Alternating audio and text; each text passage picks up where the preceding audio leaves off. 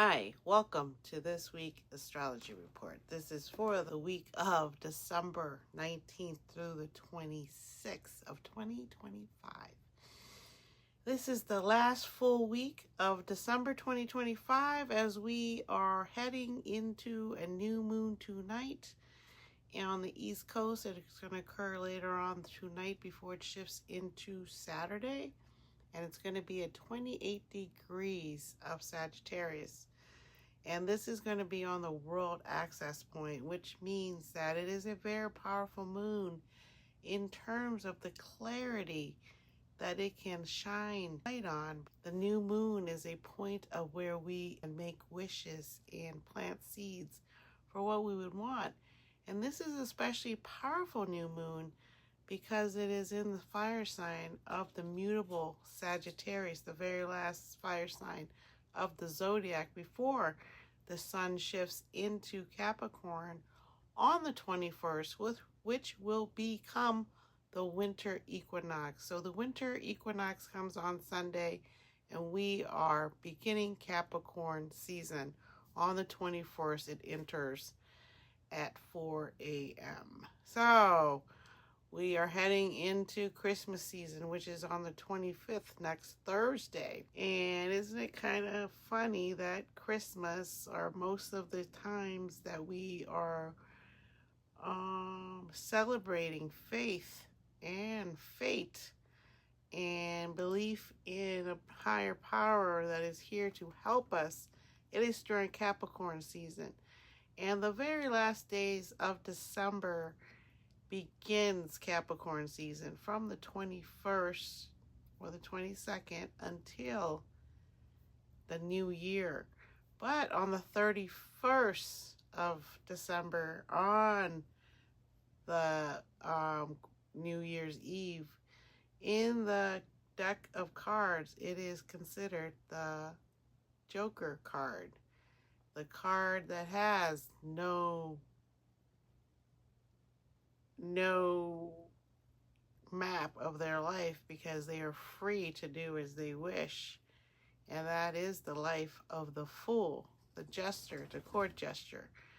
Now, we're not talking about the evil court jester. We're talking about a person that's been able to be born here to have his free of a life and choose what they want to do and be here. And it's one of the freer cards, and they're usually born into a very comfortable childhood, and they have a great life, and it's hard to really ever meet one. I've met one that I knew before, down here in Florida, actually, in the Tampa area, and his life was actually quite a story. So sometimes you don't know if they're telling you the truth or not either. That's the life of the Joker. And I would compare the Jack of Spade to all the Jacks are like the Joker, the J Joker. I would say the Jack of Spade is closest to the Joker. And being a Joker, being born the day of a Joker, it's also called the Fool in the Tarot card. And it is a chance to have clarity through innocence and excitement and curiosity. And pretty soon here during this week, Mercury is going to be at 13 degrees of Sagittarius at the great attractor in this little area here in Sagittarius. And Sagittarius, as you can see already, this year in particular is being highlighted. What a special sign this mutable fire sign is as we head into the year, the lunar year of the fire horse. There's a lot to talk about this week, but I'm going to keep it short because I'll talk more about it next week. The new year coming up, we can talk about it then. So Venus is also heading into Capricorn on Christmas Eve, and it's going to join the sun in there, and Mars is also in there. Mars has been in there for a little bit of time already. And the moon will be in Pisces on Christmas Day. Ooh! So couldn't ask for a better moon on Christmas Day. It is the moon of faith. People would say delusional. We are leaving the age of Pisces, so the Jesus is born during the age of Pisces, and that's his birthday on the 25th.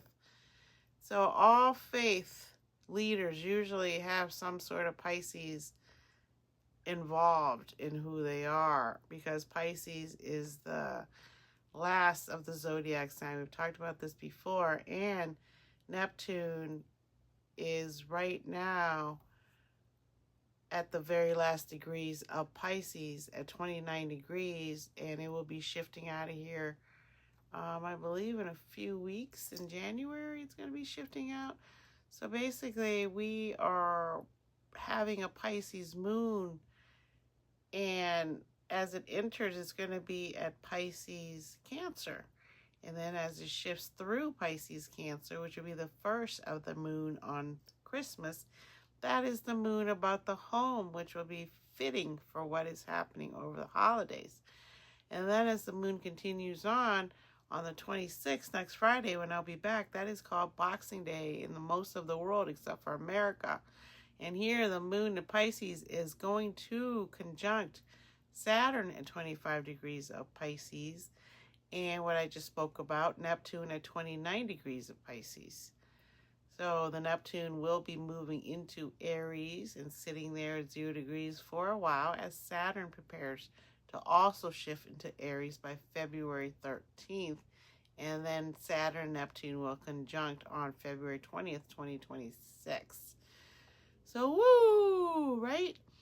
So we have been feeling tired and maybe confused a little, and that's perfectly normal right now with all these planets interacting with the outer planets. Our unconscious is being activated in such a way that we are now really trying to figure out what all these messages mean.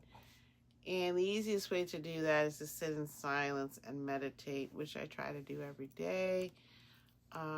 It's not easy unless you can kind of do it early in the morning or siesta time around 2 or 3 in the afternoon. I find to be really good times. And really, you don't have to do anything but breathe and listen to your breath and let clarity come to you through your intuition, because this is the time of intuition. Sagittarius being immutable, very brave centaur, which is what a Sagittarius symbol is. The so when you have the bow and arrows, the centaur, you fighter, a protector, an explorer. So you go into battle with and go search for glory, or like the Odysseys movie that is getting ready to come up by Christopher Nolan this summer. It's going to be quite epic. Being a literature major and having to read the Odyssey, it is quite a story, and I can't wait to see it. It's my type of movie. And Hamnet is also my type of movie, the story of Shakespeare, because Shakespeare is my hero, and so is Stephen King, and I have a few others, but I digress. This period, this week in time, we are being given the window into next year, because Sagittarius is ruled by Jupiter. And Jupiter is in Cancer, exalted and retrograde currently. So we are being shown the future in terms of what will be occurring in the fire horse season. And fire is quick moving, like a forest fire, which is Sagittarius. Things can move quickly, and with Uranus heading back into Gemini, which is opposite of Sagittarius, we get to see a little bit as Uranus is at the very last degrees of Taurus. We've seen earthquakes and a lot of volcanic activity as the Earth's core heat up, and a lot of icicles, a lot of icebergs beginning to melt. So basically, the Eye Atlas is also going to be the closest to Earth in its journey today at sometime tonight on the 19th. But it's going to be 17 million miles away, thank goodness, because I think it's bigger than Earth. So it has shown some activity that we're not used to seeing, or the scientists are not used to seeing. And we really want to believe that it is a sentient, kind, caring being. So that's what we're hoping for. And I don't feel anything malefic from it. And I think a lot of what's going on is that Venus and Mars are the bookends to this new moon. And the sacred feminine Venus and the sacred masculine Mars have really been shaping our inner values in what we expend our energy on. And now the moon and the sun together again is giving us a great gift of a new Sagittarius moon to help us plant seeds for next year that will come into fruition in 6 months, about how we want to deal with next year, because we already know there is a lot of chaos in the mundane world, and that will slowly affect us all through our need for food and jobs and vehicles, all these things that we need. Now, not everyone's going to be in such a hard place, but even if you are wealthy, you will be having some rocky times as well. So everyone is predicting a crash. Everyone is predicting a civil war in July, and July has a lot of aspects occurring then that could make this really true, what they're saying, the astrologers. As an astrologist, I study and listen to astrologers that I follow, and I dissect that information and I put it through my Pisces moon filter, and I meditate on it, and I look around and see people and try to figure out if these things are affecting them. And I would say yes, these things are affecting people quite a bit, and it's going to be quite intense from starting today until February, when Saturn and Neptune shifts into Aries, which has not happened in 6,000 years. They do meet up every 36 years, but they've never met up at 0 degrees of Aries ever before. The last time that they were there together in Aries, they were very close, but they were never quite touching. And this time, Aries in Aries, Saturn and Neptune will be conjuncting exactly. Not kind of near, sort of, because when they got this close last time, Saturn went retrograde and moved back into Pisces, and then Neptune went and slowly moved back. But Saturn was all the way back at 25, whereas Neptune only went back, I believe, to 28. Now it's at 29. Neptune moves quite slowly, 165 years to go around the zodiac signs. Around the zodiac wheel.